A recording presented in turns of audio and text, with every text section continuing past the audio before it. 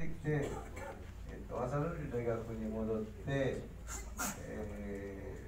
朝の大学の工場を作ってきましたんで、任せた。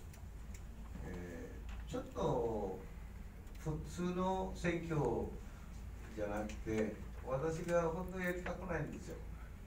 3000人ぐらいその万代からの地元が来て、野連さんも、必ず県知事に万代やってくださいと。ポテトが時々高くしやすく、みんながそういう安定価格ないの安定買い取り価格はものすごいチャンスが大きいから、なぜならば、なんていう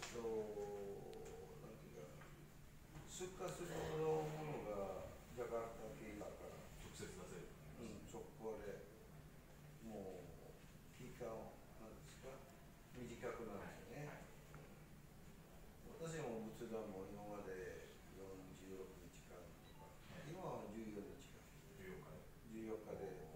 した瞬間に NNA とか知事一発目で出ます。その時に私今考えてるのは、今港が拡大してるんですよ。一つの大阪、マカサルは近いです。多分5時間だ